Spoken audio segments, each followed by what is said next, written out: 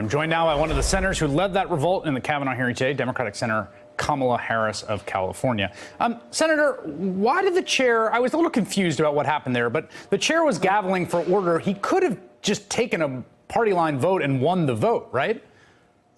Well, he should have taken a vote, and the vote should have been on the motion that both Senator Blumenthal and I made. One was to suspend the hearing, or at the very least postpone the hearing until we had all of the documents that we need to have to be able to fully vet this nominee and to also share that information with the American public so they know what they're getting in their next member of the United States Supreme Court if he were confirmed. You know, there was a kind of unifying theme among Republicans on the committee today that Democrats and activists and the protesters in the chamber are all getting sort of worked up excessively. I want to play you what one of your colleagues, Ben Sasse, said when he referred to the hysteria that he's seeing in the critics. Take a listen.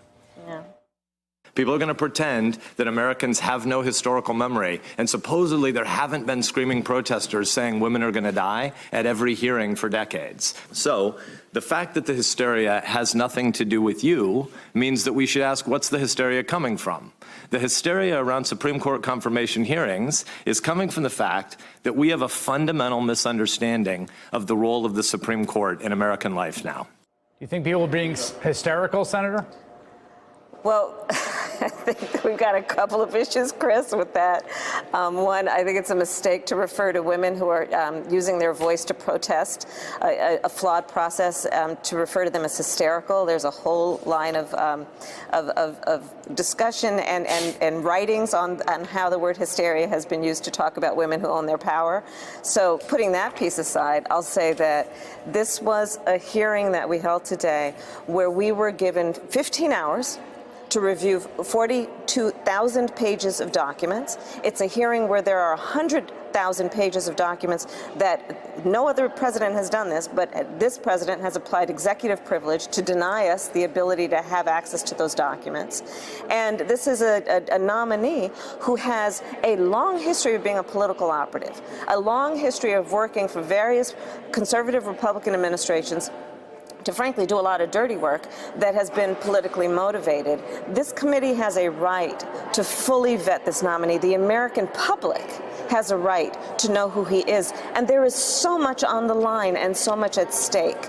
So to suggest that people who understand the seriousness of this and are protesting the lack of transparency, the lack of due process, to suggest that they're hysterical is really to try and, I think, throw out a red herring and not deal with the real issue, which is that this is a hearing that is severely flawed and it should be postponed until we can vet who this nominee really is. You just said something, you said unprecedented, no president has done this. People, I think, can sometimes get lost in the back and forth over documents. What here is most troubling to you, or what's unprecedented? Well, what's unprecedented is that there's a whole trove of documents that apply to this nominee's professional life that we have no access to, and we've been denied access.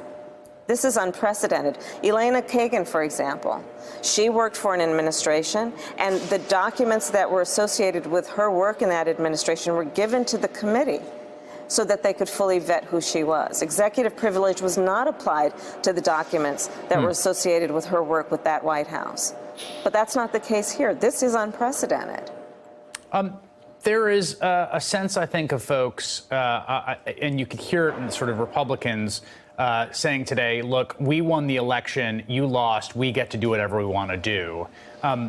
What's your response to that? Barack Obama won the election and he nominated Merrick Garland. And they obstructed the ability of that elected president to nominate and have a meaningful hearing on his nominee to the United States Supreme Court. So it lacks merit, that allegation.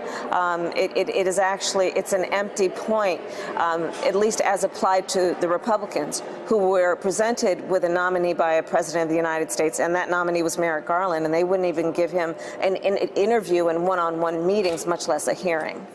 Senator Kamala Harris, who was there at the committee today. You will be seeing her all week. It's great to have you. Thank you very much for your time tonight. Thanks, Chris. Take care. Hey there, I'm Chris Hayes from MSNBC. Thanks for watching MSNBC on YouTube. If you want to keep up to date with the videos we're putting out, you can click subscribe just below me, or click over on this list to see lots of other great videos.